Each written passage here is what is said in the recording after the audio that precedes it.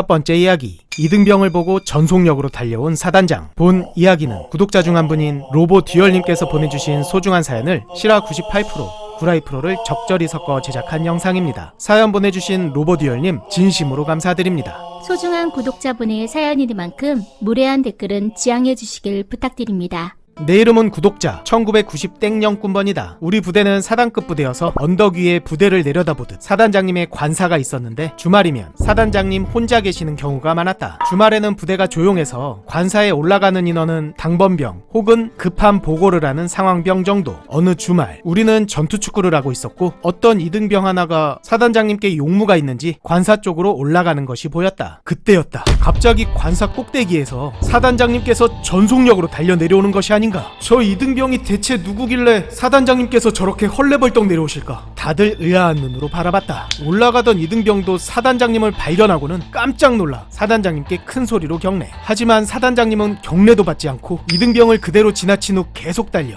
진입로 초입에서 놀고 있던 아이들에게 큰 소리로 꾸중하셨다. 그 아이들은 사단장님의 막내 아들과 조카. 내가 뭐라고 했어? 부대 내 모든 아저씨들에게 경례를 해야 한다고 누누이 강조했어 안 했어? 빨리 가서 인사드려. 아이들이 노느라 정신 팔려 이등병 아저씨를 못 봤던 것. 그러자 아이들은 이등병에게 달려가 90도로 꾸벅 인사했고 이등병은 어쩔 줄 몰라 했다. 그제야 사단장님은 이등병에게 무슨 일로 왔는지를 물어보고 함께 관사로 올라가셨다. 군생활하며 다양한 간부를 받지만 훈육을 이렇게 시키는 사단장님은 처음 봐서 정말 놀랐던 기억이 난다. 이 소문은 사단 내에 퍼졌고 아이들이 부대에 놀러오면 병사들이 잣도 따서 먹는 법도 가르쳐주고 내무반으로 데려가 장기도 가르쳐주는 등 예의 바른 사단장님의 아이들에게 엄청 잘해주었다.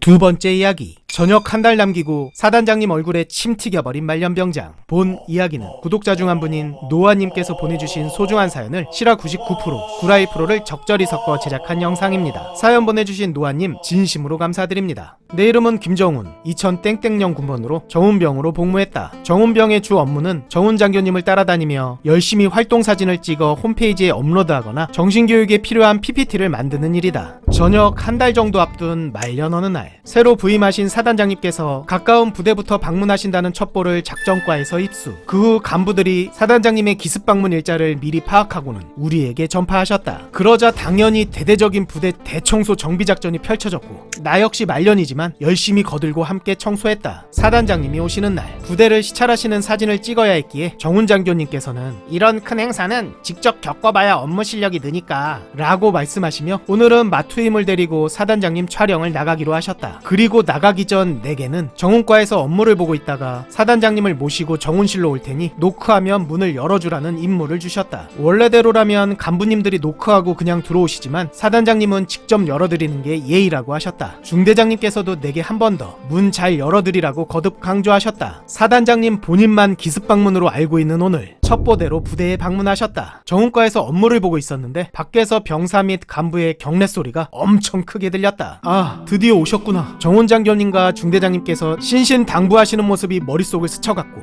이윽고 들리는 노크 소리에 벌떡 일어나 재빨리 문을 열었다. 문을 열자마자 사단장님과 연대장님 및 과장급 간부들이 서 계셨고 당연히 나는 큰 소리로 충성! 그런데 하필 내 입안에 고여있던 침들이 파편이 되어 사단장님 정면으로 뿜어졌고 사단장님의 얼굴에 그만 튀고 말았다.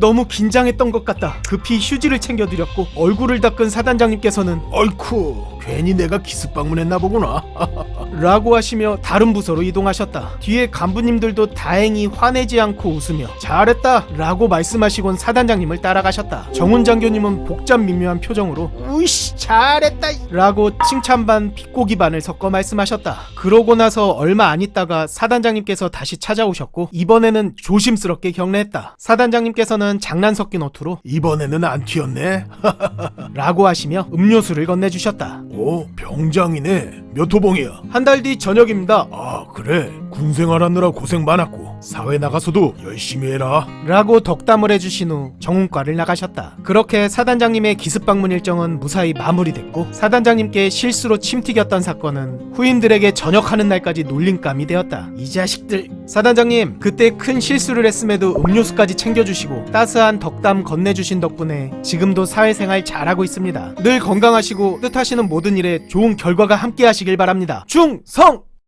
세 번째 이야기, 사단장님께 다이렉트로 전화한 일병. 본 이야기는 구독자 중 한 분인 밍드님께서 보내주신 소중한 사연을 실화 99%, 구라이 프로를 적절히 섞어 제작한 영상입니다. 사연 보내주신 밍드님 진심으로 감사드립니다. 내 이름은 김밍드. 군악병을 희망하여 여러 번 시도하였으나 시험 결과가 좋지 않아 체념하는 마음에 모사단 최전방 수호병으로 2010년 입대했다. 신교대에 가자 운 좋게도 사단 내에서도 군악병을 따로 뽑는다고 하길래 면접 신청을 했으나 이미 최전방 수호병으로 지원을 했기에 면접을 볼 수 없고 무조건 GOP로 가야 한다고 하셨다. 저 어떻게 안 되겠습니까? 저는 군악병이 정말 하고 싶습니다. 제발 면접만이라도 보게 해주십시오. 하지만 간부들은 본인들이 해줄 수 있는 일은 아니고 자대 배치받고 나서 해결해야 한다고 말해주었다. 훈련받는 한 달여의 기간 동안 음악을 놓고 싶지 않은 마음에 간을 졸이며 그래도 자대에서는 면접 기회를 잡을 수 있을 거라는 희망을 가지고 수료일까지 버텼다. 그렇게 무사히 수료한 나는 최전방 GOP 부대로 배치되었고 행보관, 중대장 면담에서 그동안 있었던 일을 말씀드리며 군악대 면접을 볼 수 있게 해달라고 간청했다. 그러자 행보관님과 중대장님께서 꼭 도와주겠다며 보고 체계를 거쳐 해결해 주겠노라고 말씀해 주셨지만 한 달, 두 달, 세 달이 지나도록 아무 말씀도 없으셨다. 철제 근무를 3교대 풀로 하는 것보다 더 힘들었던 건 막연한 기다림. 오늘은 면접받게 해주실까? 혹은 내일? 시간이 지날수록 이런 기대도 점점 사라져갔고 이렇게 나는 도태되어 가는가 라는 허무함으로 인해 조바심이 극에 달할 무렵 소변기 위에 붙어있는 사단장님의 말씀과 전화번호가 보였다. 힘들 땐 언제든지 전화하라고. 순간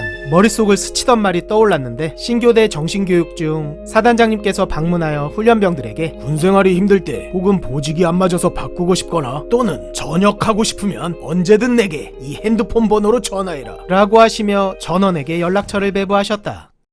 그때 받은 번호를 대수롭지 않게 여겼는데 무엇에 홀린 듯 지갑에 있던 그 연락처를 꺼내들었고 정신 차리고 보니 전화기 부스 앞이다. 떨리는 손으로 쿵쾅거리는 심장을 부여잡으며 번호를 하나하나 눌렀다. 사단장님께 전화해서 일이 잘 풀려 면접에서 붙게 된다면 다행이지만 면접에서 떨어지게 된다면 모든 선임과 간부의 미움을 사게 될까 걱정됐다. 결국 번호를 다 눌러버린 나. 여보세요. 자네 누군가? 일병 김밍드입니다. 드릴 말씀이 있어서 전화드렸습니다. 이미 주사위는 던져졌다. 보고 체계를 믿고 막연하게 기다리다 상처받은 나는 마지막 찬스라는 생각에 정신줄을 꼭 붙잡고 지금까지 일들을 세세하게 말씀드렸다. 그래. 자네 어디인가? 땡땡 소초입니다. 그래. 조치하겠네. 바로 끊기는 전화. 그때 내가 느낀 감정은 그래서 언제 어떻게 처리해준다는 거지? 저렇게 간단하게 조치해주겠다는 말만 하고 끝이야? 또다시 기약 없이 기다리다가 흐지부지 되겠구나 라는 허무함과 절망감. 그렇게 마지막 희망도 사라져버렸다고 생각하자마자 소초가 갑자기 소란스럽더니 상황병 선임이 나를 부르기 시작했다. 야, 김민드! 너 지금 사단으로 가서 면접 봐야 하니까 레토나 탈 준비해! 빨리! 어안이 벙벙했다. 전화 끊은 지 5분 정도밖에 안 됐는데 우와, 정말 3달 동안 해결 안 되던 일이 이렇게 바로 처리되다니. 사단장님의 힘이 정말 어마어마하다는 걸 느꼈다. 그렇게 레토나를 타고 면접을 보러 간 나는 최선을 다해 연주했고 다행히 합격했다. 그 후 군악대로 전출 갔고 목말랐던 연주 실컷 하며 정말 보람차게 군생활을 하다 전역하게 된다. 당시 제 청을 들어주신 사단장님 항상 건강하시고 앞날의 행운이 함께 하시길 기원하겠습니다. 충성! 부록! 최송이 하사는 언제 중사로 진급하나요? 많은 분들이 질문해 주셨는데요. 666 부대의 김창우 이병의 경우 1병이 되기까지 거의 한 20년 가까이 걸렸었죠. 최송이 하사는 50만 구독자를 달성하면 진급시킬 생각입니다. 김창우 이병보다 좀 더 오래 걸릴 수도 있겠네요. 사연의 실화 구라 비율은 어떻게 정하나요? 일단 입대연도 부대 이름의 변경은 디폴트 값이고요. 없는 이야기를 보태거나 내용을 바꾸기보다는 보내주신 내용 중 이건 좀 심해서 순화하거나 다루지 않는 것이 좋겠다 라든지 지엽적인 내용이라고 판단되어 생략하는 경우가 대부분입니다. 물론 양념을 약간 치기도 하지만 크진 않습니다. 그 외에는 사연 보내주신 이야기 그대로 제작하기 위해 노력하고 있습니다. 일주일에 하나는 너무 적어요. 좀 더 자주 연재해주세요. 이 채널은 제가 혼자서 제작하고 운영하는 개인 채널이라서요. 체력과 능력이 부족해서 그러기 힘들 것 같습니다. 그냥 지금처럼 소소하게 여러분들이 보내주시는 귀한 재료로 맛있게 요리해서 함께 나눠 먹는 것에 만족합니다. 욕심 부리지 않고 분수에 맞게 꾸준히 건강만 받쳐준다면 오래오래 영업하는 게 제 목표입니다. 삶이 바빠 자주 못 들리셔도 괜찮습니다. 문득 생각나 찾아오면 그냥 언제나 그 자리에 있는 5인용 데빌이 되도록 노력하겠습니다. 앞으로도 잘 부탁드립니다. 쫑! 드디어 18년 만에 신년지가 완결됐습니다. 정지혁 병장의 고등학교 시절, 그리고 정지혁 이병은 과연 어떤 모습이었을지, 최원일과 정지혁은 왜 원수가 되었는지, 짱구는 왜 김창우를 좋아하게 됐는지, 왜 정지혁은 김창우를 그토록 갈구는지, 김창우는 어떤 고문간 짓을 했는지, 말년들은 과연 제대할 수 있을 것인지, 그리고 666 부대는 어떻게 탄생했는지, 여러분들이 궁금해하셨던 모든 떡밥들을 풀었습니다. 카카오 페이지에서 5인용 또는 666을 검색하세요. 감사합니다.